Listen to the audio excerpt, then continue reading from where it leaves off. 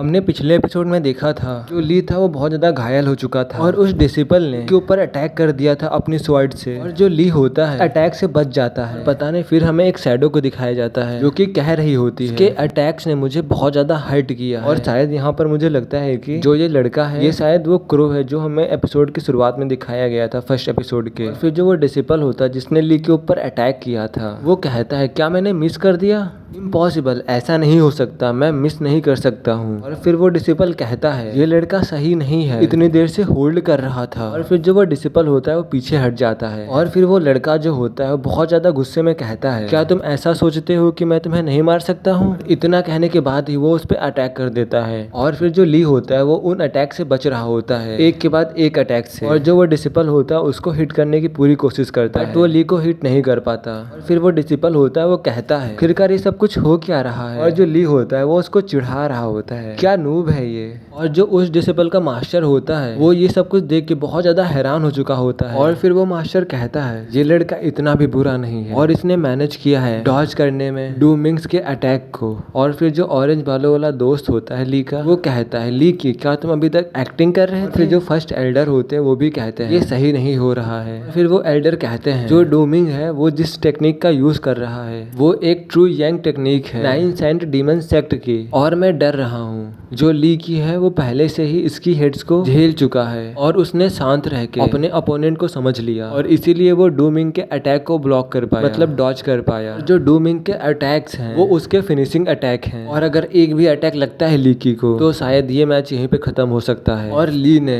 बहुत ही कम टाइम में अपने अपोनेंट के अटैक को मेमोराइज कर लिया, मतलब याद कर लिया। बट ली की चाहे जितना भी स्मार्ट हो बट ली की के पास एबिलिटी नहीं है कि वो फाइट बैक कर सके अपने अपोनेंट के अगेंस्ट में। और फिर हमें उस लड़के को दिखाया जाता है जो कि बहुत ही ज्यादा गुस्सा हो चुका होता है, वो बहुत ही ज्यादा गुस्से में कहता है अब तुम बहुत ज्यादा हॉरिबल डेथ मरने वाले हो ली की। और जो डूमिंग था उसके चारों तरफ आग चल रही होती है, और वो बहुत ज्यादा गुस्से में कहता है तुम बास्टर्ड, बस तुम एक इंसेक्ट जैसे इसके पास कोई भी कल्टीवेशन नहीं है और अब तुम कुछ भी नहीं कर सकते हो। और फिर जो लीकी होता है वो हंसते हुए कहता है फाइनली अब सीरियस होना ही पड़ेगा, तो फिर अब मैं सीरियस हो जाता हूँ और अब तुम मेरे पास आ सकते हो। और फिर जो वो एल्डर होते हैं वो कहते हैं क्या हमारे आर्मरी स्टील में क्या ऐसा भी एक वेपन है? और फिर जो उसका फ्रेंड होता है वो कहता है यस मास्टर, ऐसा भी एक वेपन है बट वो सिर्फ एक ब्रोकन स्टिक है, टूटी हुई एक डंडी है और मैं ये तेज नहीं बोल सकता। और जो डूमिंग होता है वो कहता है सिर्फ एक टूटी हुई लकड़ी, और फिर ये कह के अपने वेपन को निकाल लेता है और लास्ट में कहता है एक इंसेक्ट सिर्फ इंसेक्ट ही रहता है। और फिर जो डूमिंग का मास्टर होता है वो हंसते हुए कहता है चलो अब देखते हैं क्या तुम डूमिंग के अटैक से बच पाओगे कि नहीं बच पाओगे। फिर हमें डूमिंग की तरफ दिखाया जाता है जो कि अपनी जगह से गायब हो चुका होता है, और ये सब देख के जो लीकी का दोस्त होता है उसके तो होश ही उड़ गए होते हैं। और फिर वो कहता है हाँ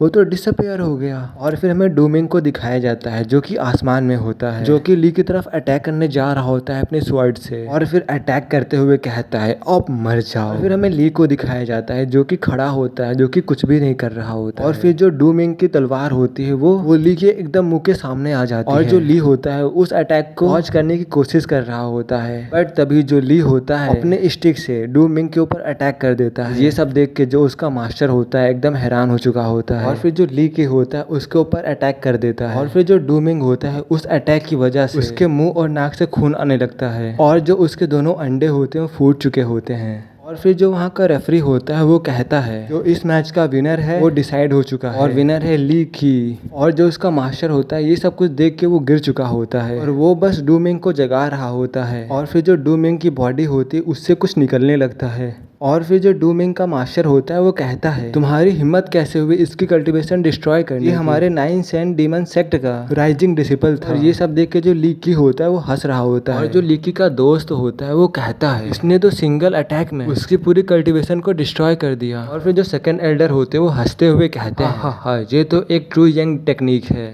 और वो ऐसे ही लीकी की तारीफ कर रहे होते हैं। और फिर जो फर्स्ट एल्डर होते हैं वो कुछ सोच रहे होते हैं, और वो अपने मन में सोचते हुए कहते हैं लीकी ने दोबारा से अपने अपोनेंट के मूव को याद कर लिया, बट उसने लास्ट अटैक को कैसे डॉज किया, क्योंकि डू मिंग ने टारगेट किया था ली की के ब्लाइंड पॉइंट को। क्या ये सही में ऐसा लड़का है जिसके पास कल्टीवेशन नहीं है? आखिरकार ली की, तुम कितने सीक्रेट्स हम लोगों से छुपा रहे हो? और फिर जो डू मिंग का मास्टर होता है बहुत ज्यादा गुस्सा हो चुका होता है, और जो उसका मास्टर होता है वो कहता है आज मैं तुम्हें जरूर ही मार डालूंगा। और फिर जो लीकी होता है वो कहता है आ जा फिर। और फिर जो डू मिंग का मास्टर होता है वो उसके ऊपर अटैक कर देता है लीकी के ऊपर, बट तभी जो रेफरी होता है वहां पर आ जाता है और उसके अटैक को ब्लॉक कर देता है। और फिर जो डू मिंग का मास्टर होता है पीछे हट जाता है, और फिर वो किसी एक हाथ को देख के घबरा जाता है, और वहाँ के जितने भी एल्डर्स थे सभी उसके चारों तरफ आ चुके थे। और तभी जो फर्स्ट एल्डर होते हैं वो गुस्से में कहते हैं यू ही बैटल एरिना में जो फाइट होती है उसमें कोई भी मर और जी सकता है, और ये सब कुछ हेवन के द्वारा चुना जाता है, और अगर तुम इसमें इंटरप्ट करना चाहते हो